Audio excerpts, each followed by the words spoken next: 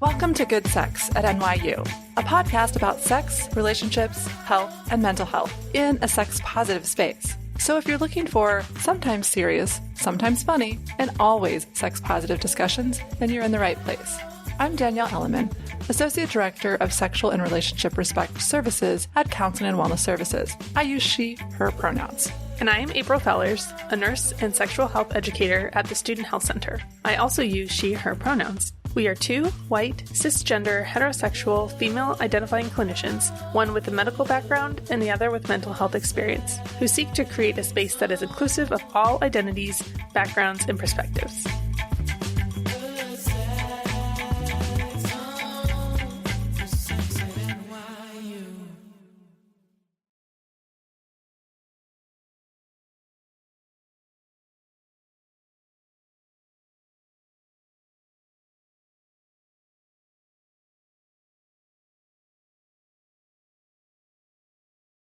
Today on Good Sex at NYU, Danielle and I are joined by our colleagues from Counseling and Wellness, Bernadette Kerr, or Bernie, and Sian Casey, to talk about how identities impact sex and relationships. Bernie is a Kenyan-American wife and mother of two yummy boys, and has been a counselor at NYU's Counseling and Wellness Services since 2017. She started in the role of a crisis response counselor at the Wellness Exchange, and in 2020 transitioned into the role of a counselor at the Tisch School of the Arts, where she does one-on-one counseling, group counseling, hosts workshops, and does community outreach. Bernie co-leads the racial justice team and is a member of the ADHD and mindfulness teams. This is Bernie's second time on the podcast, and we encourage you to listen to her episode on sex and spirituality from season 1. Sian is a British-born, Bermudan-raised wife and mother of two, and has been at NYU's Counseling and Wellness Services for 5.5 years in the role of counselor, where she does one-on-one counseling with a diverse group of students. Sian came to NYU with 14 years of experience serving young people with substance use and mental health needs involved in the juvenile and criminal justice system through the Vera Institute's Adolescent Portable Therapy Program, and later went on to support the program's transition to Center for Alternative Sentencing and Employment Services, where she co-directed the program. Sian is a member of the racial justice team, trauma team, mindfulness team here at NYU's Counseling and Wellness Services. Thank you both for being here. We're so excited to have you. Thanks for having us. Thanks for having us. Yeah, awesome. Can you share with us what the racial justice team is and what that is at Counseling and Wellness Services, and what made you decide to join that team? Okay, sure. So at Counseling and Wellness Services, we have what we call specialty teams. And so these are like teams of clinicians who have specific training or experience in a particular area.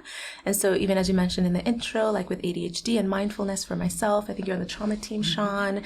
It's because of having kind of special clinical training, interest, background, experience in that. And so for the racial justice team, it is for like BIPOC clinicians who tend to have the referrals for BIPOC students who do want to talk about kind of systemic and cultural things and intersectionality of these things also at NYU, but also beyond.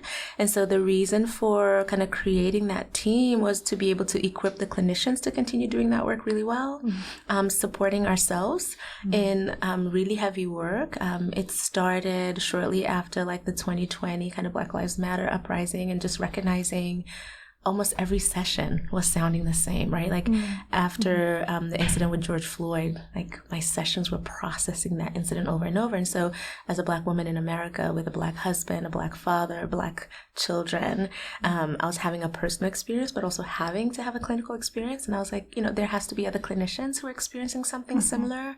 And we'd already been talking about this since 2019 with another one of our former colleagues who's no longer with us, but was like integral in helping to kind of spearhead the project. And so we really just want to practice that, just kind of strengthen our clinical practice through the lens of how our racial, ethnic, cultural identities, backgrounds, migration patterns influence our mental health, what our families, right? Like we will be talking a little bit more about even like multi-generational trauma and things like that, and how it influences, right? View of self, view of others, view of the world, and how we move in it, but also wanting to provide training for clinicians and staff as a whole. I've been asking this of other clinicians of like, how many like non-BIPOC clinicians in their sessions, or in 2020 had to talk about race? Or was it the first time that you had to really kind of pay attention to race in your sessions? Where for me, every student, BIPOC student that comes into the office, where we're talking about that, but I do the same with my white students, right? Like you're probably having an experience in like recognizing maybe your identity being positioned in a particular way, and feeling like there has never been context, conversation, frameworks of references, language in how kind of to discuss this. And so that was the point of the team. And so definitely like equipping our clinicians, supporting students, and then figuring out how to foster systemic change at NYU and beyond. Yeah. And what made me join was, of course, all those things, as well as I think I shared this in season 1, where like I was born and raised in Kenya, and then when I moved to the U.S., it was like the first time of knowing I was Black, because in Kenya I didn't have to identify that way. And then I went to Hunter School of Social Work, and you know they're very like social justice, racial justice focused place, and so we did like this like power and privilege kind of exercise. And I was like, you know, as a Kenyan woman, it's a position of power and privilege for me, but in America, it's positioned differently. And so just kind of starting to understand why people would say, don't marry a Black American. And I was like, well, why not? Like, if they're a great person and, you know, we're attracted to each other and they're a reasonable human being, why not? But like now understanding kind of the 4 eyes of oppression and how those things are integrated even in countries that are non-Western. And then how Westernization kind of brings a little bit of those pieces in, and how people internalize racism. And so just recognizing, even when we don't have language for depression and anxiety in my particular tribe and language, right? It's like a product of some of these things. And so, yeah, long-winded way of saying that as well. Well, that's really great. Thank you. I'm glad that you're bringing all of those pieces. That feels important. Yeah. Thank you. Sian, what about you? I think for me, you know, I mean, number one, I want to give credit to the clinician that Bernie referenced, who isn't with the service anymore, Jessica Suzuki, you know, Bernie, Tiffany Llewellyn, like they really have worked so hard to provide the space for BIPOC clinicians. And I think the reason, you know, why I wanted to join the group, why it was so important and such an integral part of my clinical practice, is the work I did prior to coming to NYU was, you know, working with system-involved young people and their families. So racial identity, like we couldn't do the work without addressing that, right? Ways that systems were oppressing families, diluting family process, removing power from the ability of a mom to make choices about her teenager. And so like we had to talk about it. We couldn't do the work without it. And then transitioning to a different environment of providing clinical practice. And it was just so stark to me that that was a conversation that was not happening in our case conceptualizations. And I didn't quite know what to do with that, right? Being, you know, like the BIPOC clinicians at that time, there weren't that many of us. And so I remember sitting in meetings just kind of silent and wondering, like, what do I do with this kind of internal tension that I'm experiencing, knowing that, like, this is such a huge part of our students' experience and how they navigate the world, the university, what brings them through our doors. But what do I do with that? I think, as Bernie referenced, you know, in 2020, when we were in the height of the pandemic, the uprising of Black Lives Matter, you know, we were seeing students of color like access our services in increasing numbers. And so that was a really great thing, that we were able to provide a space to support them. And it was complicated, right? Because a lot of the things that they were bringing to the session, you know, in terms of their own racial traumas, like we were simultaneously grappling with in our own lived experiences, you know, and that looks different for every clinician. You know, I identify as a Black biracial woman. I'm married to a Black man. I'm a daughter of a Black man. I'm raising a Black son in America. And so all of those things were, you know, at the front of my mind as I'm sitting, you know, not across because we were remote and sitting remotely, but these are all things that are cycling through my mind. And so it was like, okay, how do we make sure that we're creating space for the students' experience? But then what do I do with what that brings up for me as a clinician so that I can be present? And, you know, we were a small team. And so we were really like overwhelmed with the demand. Like it was great that it was happening. You know, I think the other thing that kind of came to light to me was that there was no collective space that felt safe enough for me to kind of discuss that experience in like a clinical way, right? So like what does it mean to be a clinician doing this work while also having that lived experience perhaps? Maybe not in the same way as the person sitting across from me, but that it's touching on parts of my experience. And so the racial justice team, like, they provide that, right? So I look forward to my Thursday meeting where I know I have this space that I can rely on that provides that safe space that then I can show up for my students. Yeah, that's great. And I know both of you have sort of spoken to this a little bit, but I'm wondering if you can share a little bit more about what some of the students come into your space talking about or seeking, if there's any trends that you notice that are coming up. You've spoken a little bit about 2020, but I'm wondering if there are certain things that you're noticing now that they're really sort of showing up in your practice. I think that has come up a lot for me is kind of students starting to feel empowered in their ability to use their voice how they want to. But then sometimes like in classroom discussions or in particular even student groups feeling like they have to be a voice of an entire group of people and what that means in terms of like how have you perceived me already and labeled me and categorized me and boxed me in instead of seeing my humanity and my ability to say yes and no.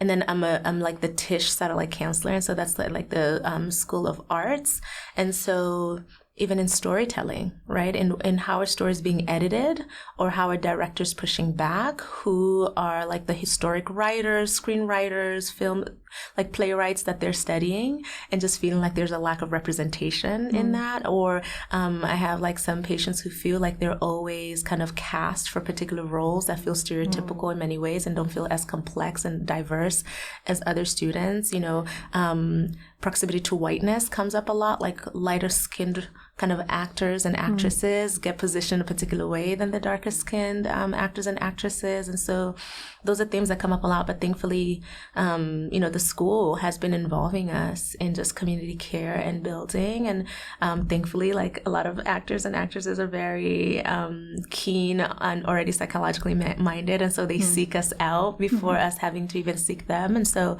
I would say that's a big theme that or a couple of themes that I've noticed could really, really come up in my sessions.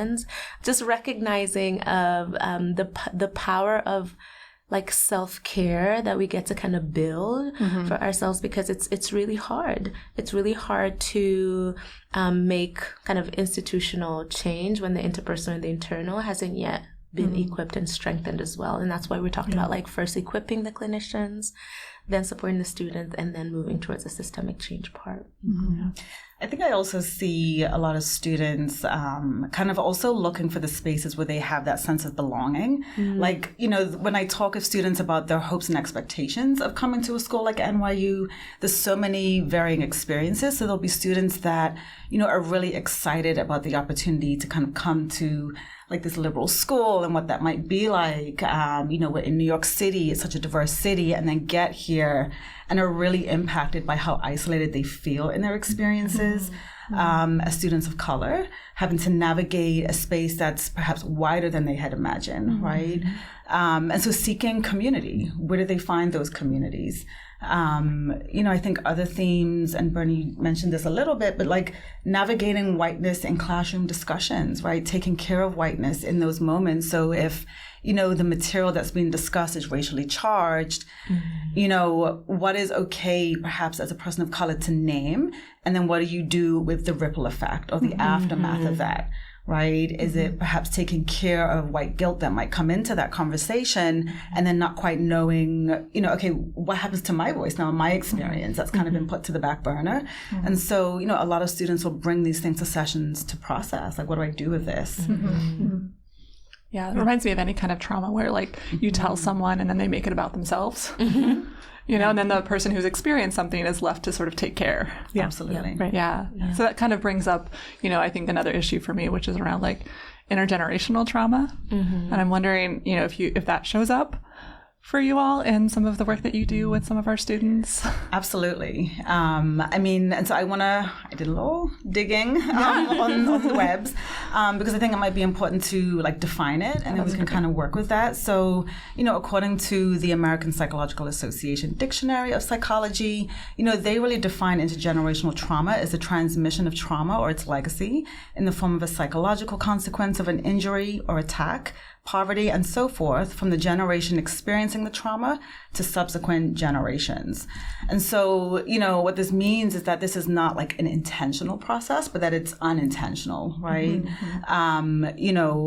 It's almost like parents parenting from their own personal histories and how that kind of shows up in their parenting. And then that generation will kind of maybe make choices about, things that they want to carry into their parenting. But some of those things are not actual active choices. Dr. Joy DeGruy, in her book, Post-Traumatic Slave Syndrome, she talks about epigenetics. And so that's really thinking about like how environment can influence our genes, right?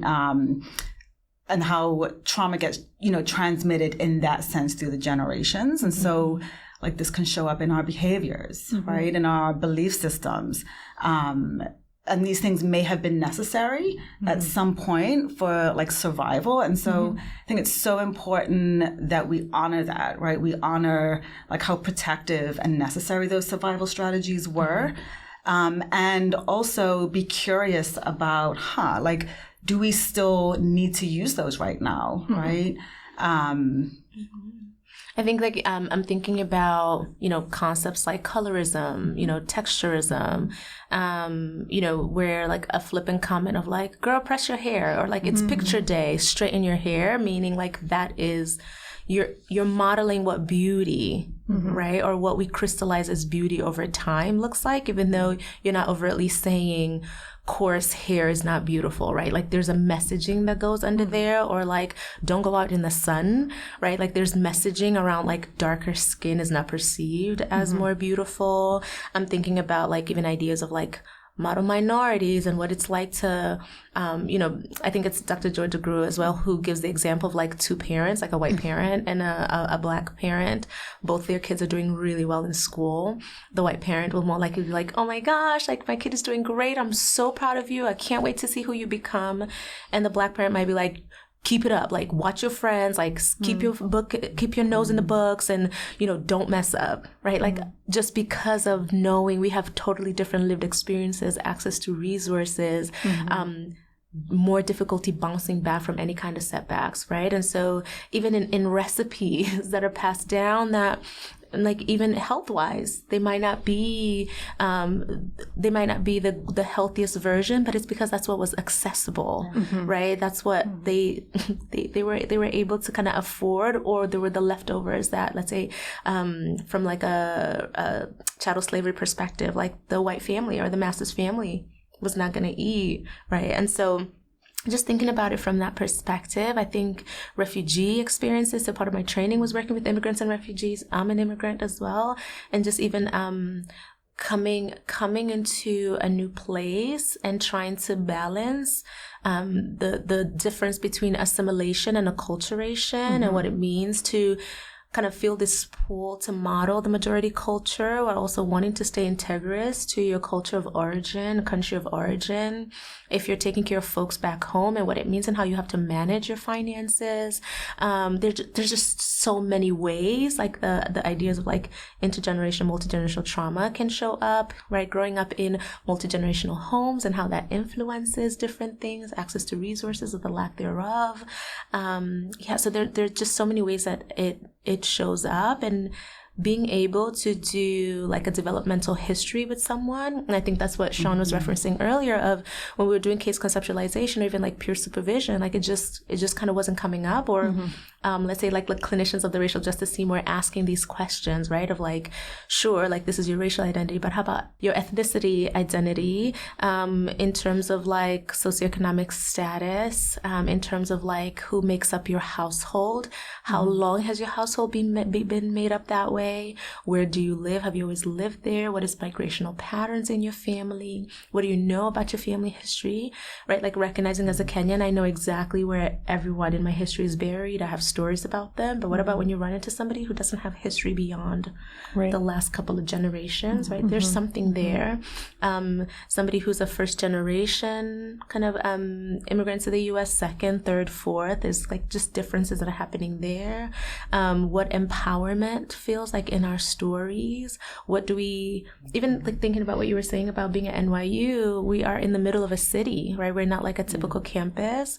And when somebody's like, let's go out on a Friday night, can mean so many things for different students, right? Of like in terms of my financial resources, how my tuition is being paid, expectations and pressure for success, and what it means about the weight that your degree carries for an entire family versus just because I like this major, right? Like those things kind of really come up as we're talking about multi-generational trauma. Yeah. What are some of the resources that you share with students? You're talking about people wanting like the belonging on campus and not like some of the expectations being different than what they thought. What are some resources that you share with students to connect to like-minded and share people shared identities at NYU? I mean, I think exploring like what specifically they're hoping to get from that experience, right, can kind of help collaborate with them and guide that process so that we can really help connect them with something that is going to be meaningful. I mean, some of the, like concrete resources, like we have like lots of different groups at Counseling and Wellness. We have lots of groups that focus on, identities. So for instance, we have a Students of Color Process and Support Group that I run. Right. And so that offers students a safe space to process, okay, like how am I navigating this as a student of color at NYU? What does it mean? I have a sense of community that there are other people here that are also feeling perhaps the same way that I am. I think, I try and think about it in terms of like a layered approach. So there's like the resources on campus, but I also encourage students to think about like who in your support networks that you can think of that you can access, right? Whether that's family, how do you still maintain those connections, even though there might be geographical distance, student groups, right? So are there any resources within the schools? Like Bernie, I think you referenced Tish, right? That there are, resources within that school to support students. And so, those are some of the spaces. Sometimes it's looking outside of the university, right? The benefit of being in New York, there's so many different resources off campus too. Absolutely. Yeah. I mean, I'm thinking also about like CMAP, or right, our Center for Multicultural Education and Programming, who tend to really host a lot of different programs, like by the school, but also by student clubs that also want to have students involved. I'm thinking about like the Global Spiritual Life Center, faith and spirituality comes up a lot in a lot of my sessions. I'm also thinking about like just general resources that I might reference them online, like the National Museum of African American History has like a racial identity development like chart that walks you kind of through the different stages of that. Like, and if you're somebody from a majority identity or a minority identity, and what it looks like to kind of have to be blind to that concept, and then to start building awareness, and then to have like this rejection of the difference that you're noticing, or any like anger or rage that rises up from any injustice that you now become aware of, or being positioned, especially like with majority identity, like accepting the position of carrying an identity that might be looked at oppressively, and what it looks like to come down to synthesis, right? So from like thesis, antithesis, and synthesis of these identities, and recognition of how in society, even if your internal perception of yourself is one way, we have to walk with the clarity of knowing that they're like social kind of social forces that also really govern our experiences. And so even in thinking about like resources, right, when we were talking before even about like multi-generational trauma, one of the things that I forgot to mention was even in just thinking about how we think of relationship violence, right? And like I'm thinking about kind of multiple people in my own family who, after experiencing like partner abuse, it was just like, well, y'all married, so go figure it out. Like, right? Or even going to the church, and the church being like, well, God is against divorce, so figure it out, right? Like, and it's just totally misses even the ideas, referencing season 1 a little bit, like the first covenant we have with life is life, right? And it's in survival. And if anybody's threatening that, right? Like, all the rules don't apply the same way in those moments.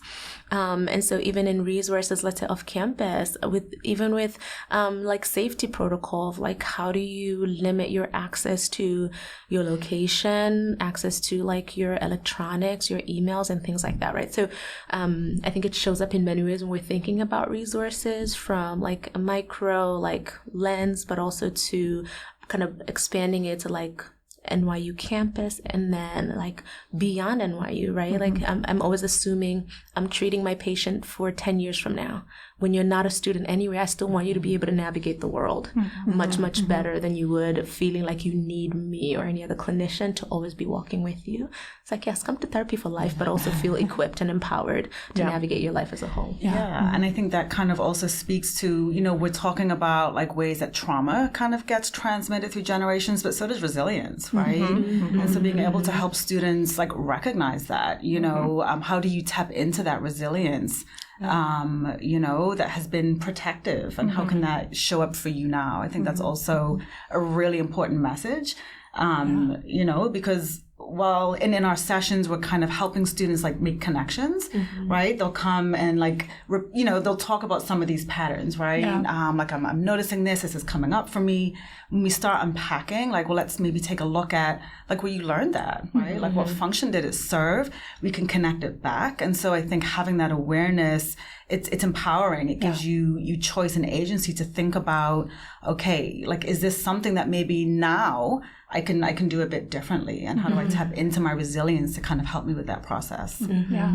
I love that because I think it's oftentimes we do sort of tune into the critic in our head. And we don't turn on the resiliency or the I've had people call it the ally or the cheerleader, whatever, whatever works for you. But I feel like that's so important. But you were talking a little bit about some of the messages, like I think you framed it, Bernie, as some of the intergenerational things, but I think oftentimes it's also like on an interpersonal oppressive lens, right? And so are there other things that come up for you in your work with students around this interpersonal oppressive ideas or some of the things that they bring into their work with you that are around sex and relationships? Like you talked about the relationship violence component, but I'm wondering if you can expand on that in terms of sex and relationship, if there are other things that are brought up. Yeah, I think I'm thinking about it from maybe like recent conversations, even in interracial dating, and how to navigate one partner's lived experience with another's and what harm looks like, what meeting the family looks like, especially like I'm thinking about this one couple that I know who the partner is white and the other part, the boyfriend is white, and the young lady, she's a Black woman. And for the holidays that just passed, when we're thinking about going to see each other's family, like there was a whole conversation that needed to happen, right? So amongst them, they have this kind of really fluid understanding, open communication. But the boyfriend recognized, like, my family is not that great. And so he had to kind of act as a white mirror in many ways of saying, like, even with, comments that might feel really innocuous, like, oh my God, your hair is so beautiful, right? Like, in noticing, like, having to help the family be aware in ways they've never before, because he's the first person dating outside of the white race, and what it means around, like, genuine curiosity that can still be riddled with, like, microaggressions for the other person, and what the responses also look like. Can be like, oh my gosh, I meant no harm, but to be like, wow, thank you for letting me know. Like, just even, like, helping with language and responding and validating somebody's story versus, like, what you were saying of having to now care for the person who just caused you some kind of harm. But also even, like, figuring out what tokenizing and fetishizing can look like for folks of color in relationships where there is that clear, like, racial and ethnic differences. I think even from, like, a childbearing perspective, like, even commentary of, like, oh my gosh, yeah, I have to kind of quote unquote marry up, meaning I want to marry lighter so I can have children who have lighter skin, or, like, quote unquote, like, better or looser curl hair, lighter eyes. I think those things tend to come up in conversations around dating. And not to say, like, we can't be attracted to other races, but we're always looking for the dynamics that are showing up in the room, that are microcosm or, like, a small picture into kind of larger societal, cultural, familial conditioning. I think when we're talking about, like, desirability, to our point earlier when we were saying about just how are you introduced to dating? Like if you experience interpersonal violence in the home and you are the observer of that happening between your caregivers in some way, like what messages about love are you getting? What messages about like sex and sexuality? What messages about even consent are you getting? What messages are you getting even about dating, right? We were kind of having a conversation in preparation for this, and we're talking about like the Disney generation, right? Of like, what did y'all learn about happily ever after, or who is desirable? We're talking about Princess Tiana and the Princess and the Frog. For 80% of the movie, she was a frog, but it was like, oh my God, the first Black princess, and it's like, yeah. During the whole show.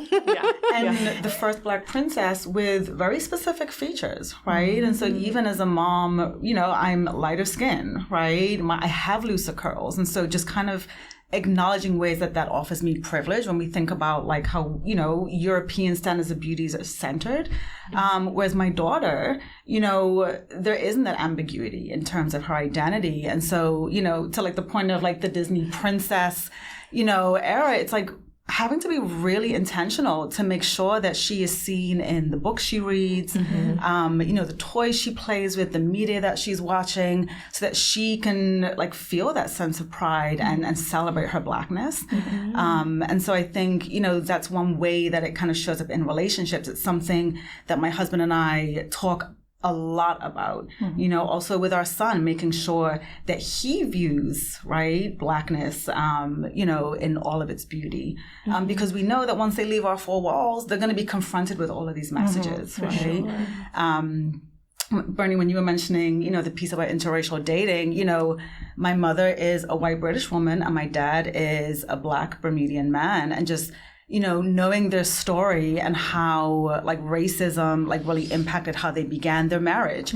So, my dad went to this tiny town in Wales in the 70s, was like the only Black person in that town. And the minister like basically refused to marry them in the church, right? And so just ways that like religion came into that they, they couldn't even begin their union in the way that was like really meaningful to them. Thinking about just like motherhood, and like when I was pregnant, all of the curious minds just wondering like what skin tone my daughter was going to be and my son was going to be, what her hair was going to be, like checking behind the ears, right? And we've seen it with like the royal family, right? With Harry and Meghan, like all of this speculation. And when we take a step back and think like these are not just innocent questions and curiosities, that they're harmful, and they're rooted in ugliness. I feel like in our conversation with you about faith and sexuality and talking about the the myth of the virgin and just the idea of like white women can be virgins and like that purity, but that women of color never have that chance, and that it's the over-sexualization and the hypersexualization. And I feel like this is coming in here, and I'm curious if those are parts of conversations that you have with students as well, and kind of how that impacts relationships and how they view themselves in relationships. For sure. I mean, there's so many students who in college are starting to navigate like their first sexual encounters or having experienced unwanted like sexual attention, even if it wasn't necessarily a consensual encounter. And I think, for, let's say, like I have so many like dark-skinned, beautiful students that are my clients who just don't feel wanted on campus. It feels like the guys on campus or the people who'd be potential partners to them just want a particular type of person, and it's not them. And even with like my BIPOC patients who are more like mask presenting, who do feel like they're always so hyper vigilant from any accusations of sexual misconduct or being perceived as hypersexualized or hyper violent as well, that they're domineering just by being in a space. Like I'm thinking about a client who's like 6'9", right? And like, you take up space physically, but also like identity-wise, there's a particular perception that can follow you.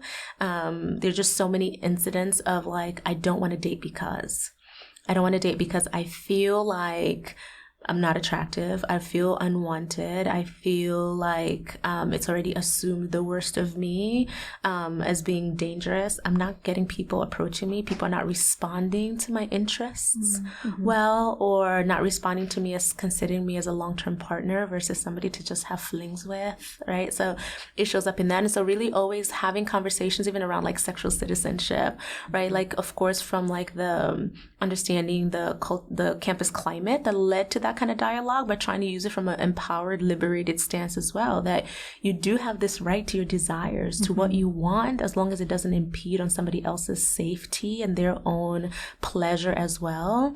And so even having conversations about sex projects, right, going back to multi-generational trauma, like I was raised in purity culture, and so there's very much like, I don't know, missionary or bust. And it's like, you know, your goal is to please the man, right? Like I went to a Catholic school and it was like, no, you can't show your shoulders. Like everything has to be, you're distracting to the boys. And it's like, wait a minute. Like, so even how I'm thinking about my being is always from a male lens, right? And so even going back to like working with people in film and TV or in acting, right? Like a lot of stories are told from a male gaze. And so just noticing how it shows up in therapy and trying to kind of move towards more of a liberative lens of like, well, what do you like? How can you stay in excitement about not knowing and use that curiosity to keep building? Even communication about, it doesn't matter how many partners you've ever had. If you've never been with this partner, you're both amateurs in this moment and not feeling like, oh my gosh, I need to, right? I need to have all this experience. I could be a good lover. And it's like, no, you're a stranger to a new partner. You all have to build and you won't like the same things in 5 minutes, or in 10 minutes, it won't feel as good, or tomorrow, the next time you all have a sexual encounter. It won't feel the same way because the body's always changing. Pleasure's always changing. What feels good one day might not feel good another day. But like the most important thing you can do with a partner is talk to them. It comes up a lot around that too. And I'm even thinking about even from folks who are the same ethnic and cultural background, there's an assumption of being like, you know, homogenous in many ways. And it's like, no, there's differences that happen even between partners who are of similar backgrounds. And so it's just always staying curious to the human or the person right in front of you and yourself. We're also always evolving, right? Like every single encounter, every single experience, conversation, thing that happens in the world is shifting us in ways, and how do we just stay in constant dialogue about these things? You were talking about the Disney culture or Disney generation. And I think we're also growing up, this generation is the porn generation. And so I think that also has an influence on where people learn some of the things about pleasure and what they bring into that bedroom. And I think sometimes, again, I'm not a porn expert, not that any of us here have to be, but I think that there's also a lot of like racism and harm and like identity things that can come up even in your search for porn. So that's really also very concerning to me. I think in what you find pleasurable for sure, but then what you start to expect of a partner and of yourself. And I'm also thinking about it from like a dysfunction perspective, when it's hard to experience like human to human contact and find it pleasurable because of conditioning of having porn be the thing that has pleasured you, or even form. Like if you enjoy porn in a sitting position, you try to have sex in a lying position. There's this difference that's happening in your mind-body connection that's going to affect, you know, for lack of a better word, performance. And so like even conversations around that come up, but truly comes up a lot. And even like, I think, you know, messaging that we get about like who gets to enjoy porn and who gets to enjoy pleasure. And like, you know, with boys, oftentimes I think it's like, like, you know, people will say to my son, oh, he's a real charmer. Like, wait till he gets out there and, you know, start seeing girls. Like, number one, like you're making so many assumptions about how he may identify as he grows older. But it's almost like this celebratory thing where, like, as girls, that isn't the case, right? And so I think, you know, that shows up in, again, going back to messaging we get about, like, who gets to experience pleasure, who gets to be curious about it versus who's promiscuous, right? And those messages can be really harmful. Yeah. I feel like you're already naming some of the myths and judgments. Are there others that you hear in sessions that we can squash and like correct some misconceptions and myths and judgments?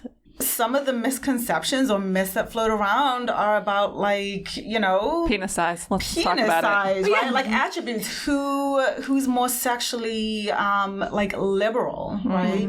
And that's not just across different identities, but sometimes within identities, right? Like, what one group of people may be okay doing and this group of people are like prudes. So there's lots of, I think, stereotypes that are just not true, but are so pervasive. Yeah. In all different identities. I think that you come across that. You have preconceived notions when it comes to dating, especially who is sexualized and who is, and again, we talked a little bit about white culture, but I also sort of, I do a lot of online dating, and I think there's also some things in Asian culture as well. There are assumptions based in that community as well. And it's well, that's not always true. That's not true, And so just to sort of name it, it's so pervasive still. And it's sad that it's still.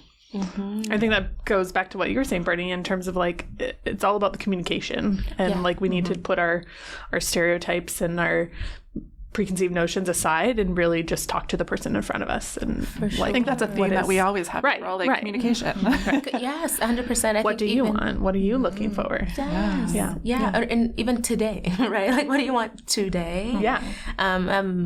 Another thing that has come up was even from being in an interracial relationship does not make you immune from having racist, biased, implicit biases that you don't know about. And I think to your point of putting them aside, I think it's also always coming ready to notice something that pops up that you didn't know was there before, right? I'm thinking about in transitions, there's certain things that I was very aware of, and then when I became a parent, oh my gosh, they took on a different they morphed into a different way, because now I'm thinking about how my little ones move in the world as well.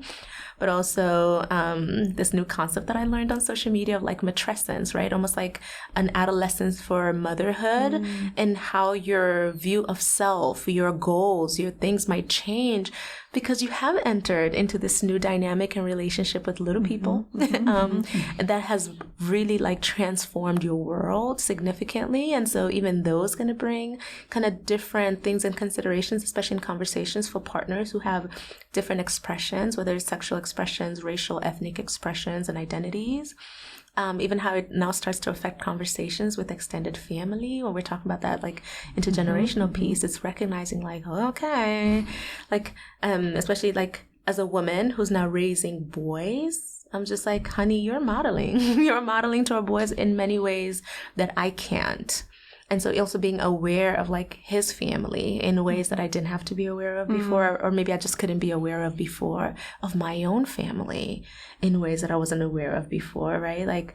I'm Kenyan American. My husband was born and raised in Brooklyn. And so we have totally different ways of viewing the world, even though we agree on many different things, right? So how we even have conversations with students who are navigating relationships and are evolving, right? Graduation is a transition. When we're thinking about who's moving to who, right? There's a little bit of a power dynamic that can show up there, right?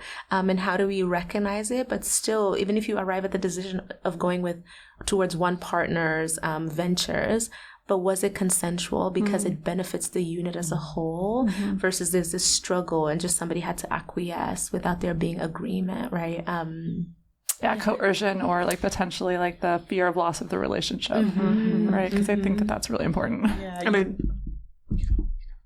I was gonna say, you bring up such a good point about just even within a unit, right? So there's always going to be a power dynamic, right? So I'm thinking again of with my husband. So we both have Caribbean backgrounds, but he was also, he grew up in Brooklyn, right? I grew up in Bermuda.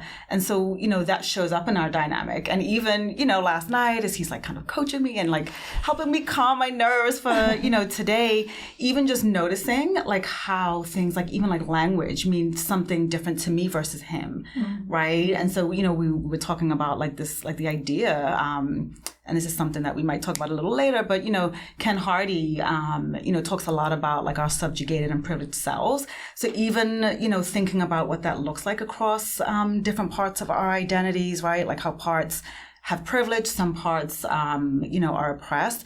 Even that for him was like challenging to hold because he says, as a Black man, I feel that is a privilege.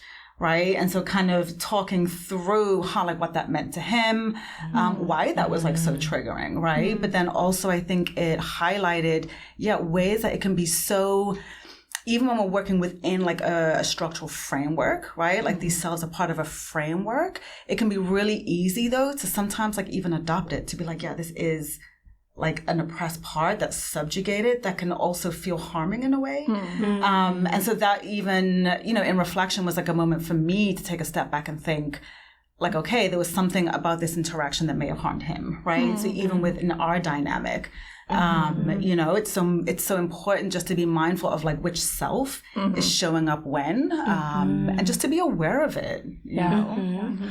Well, I think we should, maybe dive into that a little deeper. We had Dr.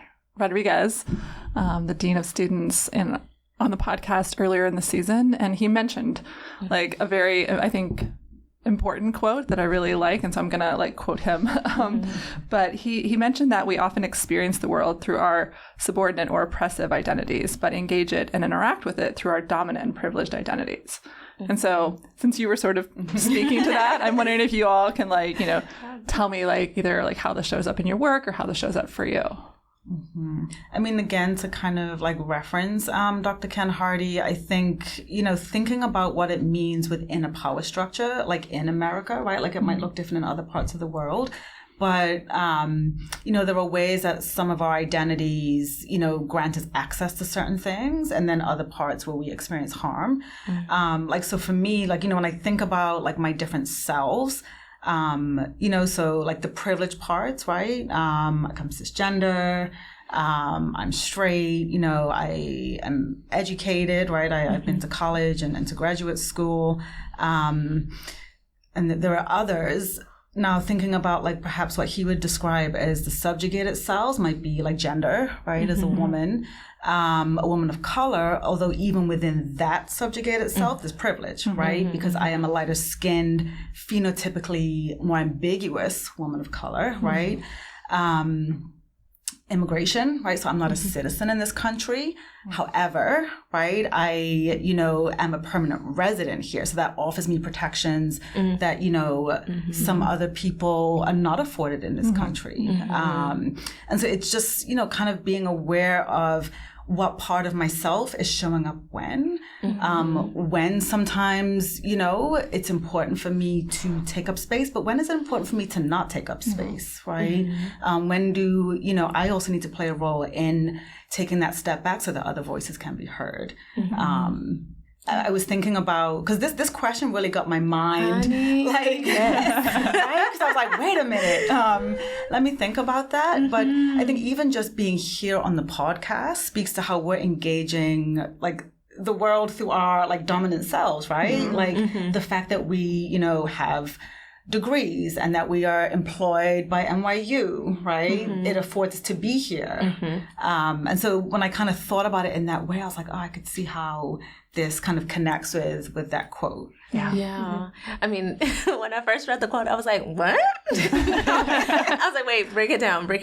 And, we've referenced the 4 I's, but I think just reading the first part of like we experience the world through our subordinate or oppressive identities is recognizing that there are, right, those ideologies that are institutionalized and play out interpersonally and that we can internalize them. But thinking of it from a liberative lens, liberation starts internally, right? And so, when when I engage and interact with the world, I'm carrying my empowered sense of self, and I'm trying to kind of engage in dialogue in a way that's empowering, including taking up space, like what we're talking about, like in the choice we have in how we utilize our voice or our silence, in the choices that we have in the institutions that we get to engage in, and then how we get to like now start helping people shift their ideologies. And so once I kind of put it in that, like that is my favorite frame of reference to utilize, like when thinking about like any identities or like systemic oppression. And so yeah, I totally kind of understand that and recognize that it is a privilege to have that level of awareness. I think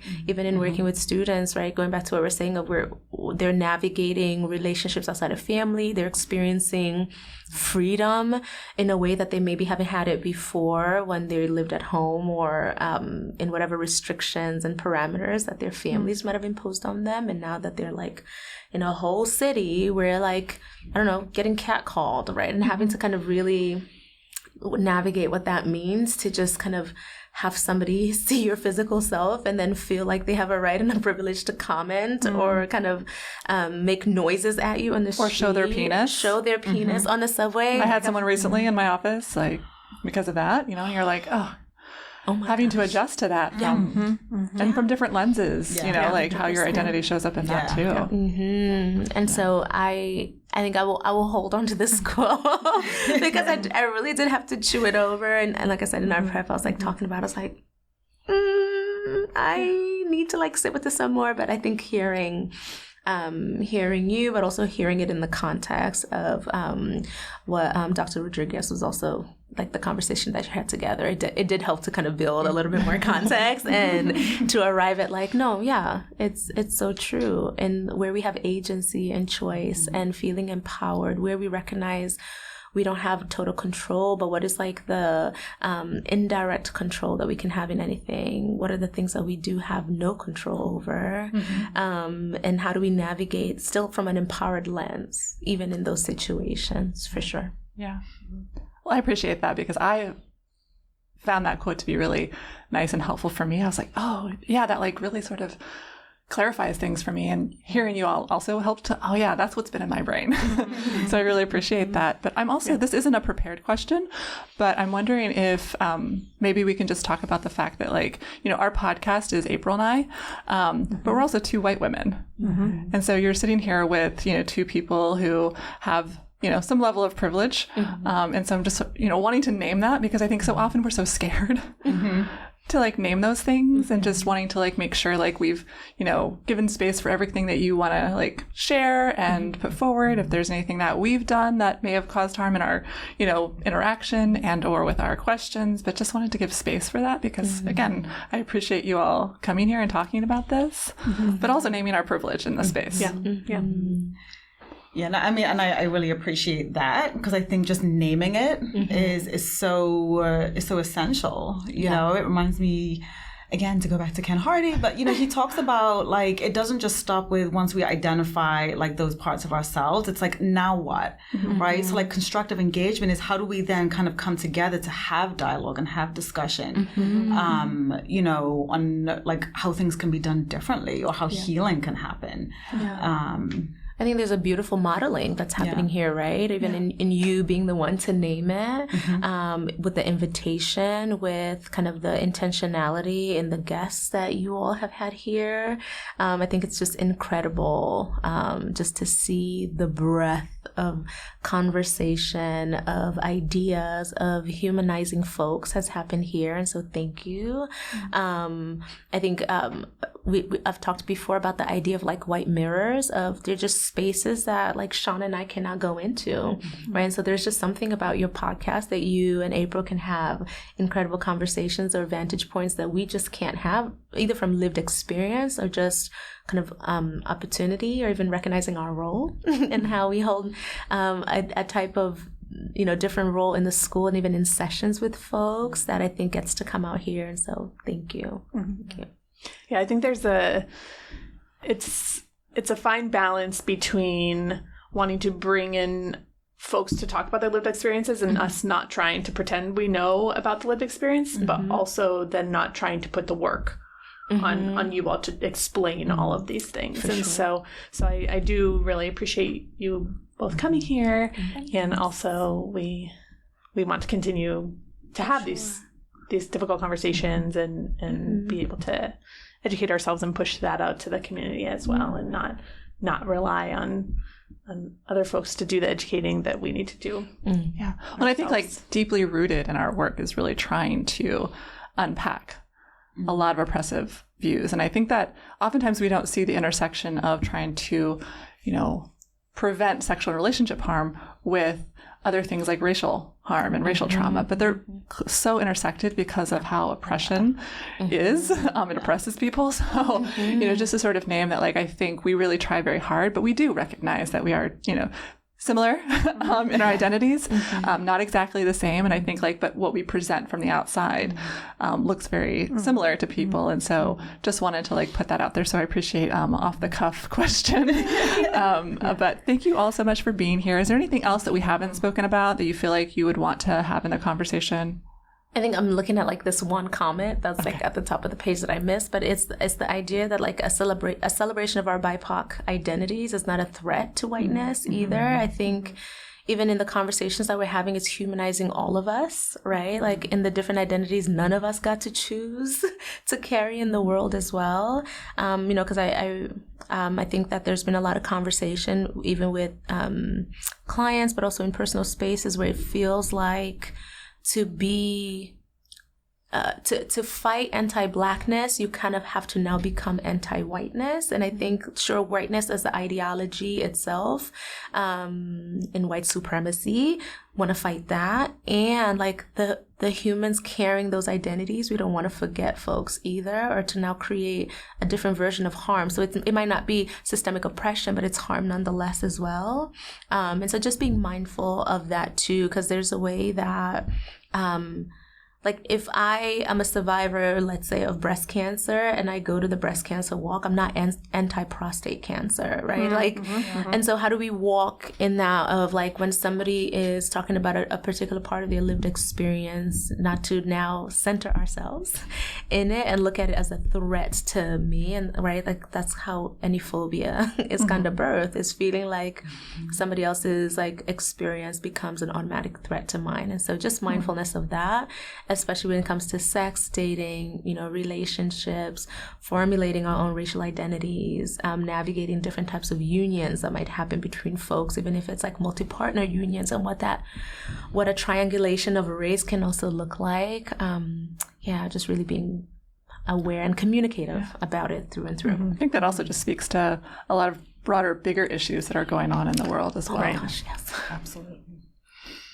Yeah. Something else? Are there places people can connect with you all, or what's the best way for students to connect with you or anybody else on the racial justice team? So people, students can reach out to our service, so they can do that in so many different ways. We have our wellness exchange team that really is available for any immediate issues that come up. Students can just go online and schedule their own phone screening appointment. And so typically, in order to engage in the service, we like to kind of learn a little bit about students so that we can help connect them to the right place. And so, they can do that, like I said, by going online. They can give us a call at the front desk. Students also have the opportunity to kind of ask for what they want, right? Now, obviously, we can't promise everything, but we try really hard to kind of honor what students are looking for. Part of the phone triage conversation is, what is the reason that you're seeking to connect to counseling right now? And if you're talking about a particular, let's say, condition or presenting problem, it might be really beneficial to work with a particular team or specialty team. And all the clinicians on that team might not carry all the identities. So of course, we're still having a conversation with the student of what feels like the highest priority right now, when as a clinician, you're trusting that in our judgment of saying also the specialty team team portion is really important in order for you to get the most adequate care. And so, yeah, like the hotline, the phone numbers on the back of RD cards. The Wellness Exchange also has an app to chat. We recognize that folks don't always have privacy, or if there's any like imminent danger, you can't have a conversation, that you can chat with folks about that. So your processing, Yeah, right. Your processing group, is that also you would call to get connected to that? Yeah, so the Students of Color Processing Support Group, I co-lead it with one of our CMAP counselors, Jude. So when you call, the first step is doing what we call a group screening. Same thing, what makes you interested at this time, experiences with groups, and then sharing. This is how the group is structured, frequency of meeting, et cetera, et cetera. And so, yeah, just calling the Wellness Exchange or scheduling through the Student Health Center portal for a phone screening is the first step to anything else you want to connect with counseling wise. And then on social media, I had shared it before, but Kisima by Bernie, KISIMA by Bernie, BERNIE. I love to connect with folks in many different ways, so feel free to reach out to me on the socials. Yeah. Awesome. Thank you so much for being here. Thank you for being here. This was lovely. If you have questions about the podcast or anything we talked about today, please feel free to reach out to us at goodsex.podcast@nyu.edu. This email address is monitored during business hours and may take 3 to 4 days for follow-up. We are definitely open to critical and thoughtful feedback, as we didn't cover everything in this episode and might have said something that was inaccurate or that had a negative impact on someone. If you have questions about your sexual health and are an NYU student, you can connect with our Student Health Center sex expert at sexpert@nyu.edu or schedule an appointment through the Student Health Center portal. Look at our show notes for additional information and resources, including organizations, articles, books, and videos. If you have urgent mental health concerns, safety issues, or you are worried that someone might have caused harm to you, or that you might have caused harm to someone, then you can contact NYU's Confidential Wellness Exchange at 212-443-9999. Chat with them using their mobile app or email them at wellness.exchange@nyu.edu. For anyone, NYU or non-NYU listeners, you can call the National Sexual Assault Hotline at 1-800-656-4673, the National Domestic Violence Hotline at 1-800-799-7233, or the National Mental Health Hotline. Simply dial 988 from anywhere in the U.S. Thanks for listening, and tune in to our next episode where we continue to talk about good sex at NYU. Subscribe to the podcast to hear all of our quickies and interviews with NYU community members. Thanks to our content contributors for this episode, Bernadette Kerr, Alyssa LaFosse, Dr. Dominic Baini-Amisa, Zoe Raguzios, and to our health promotion team, Anna Genova, Jenny Mellum, Parade Stone, and Arna Dixit, and to Gotham Studios and Karen Ortman.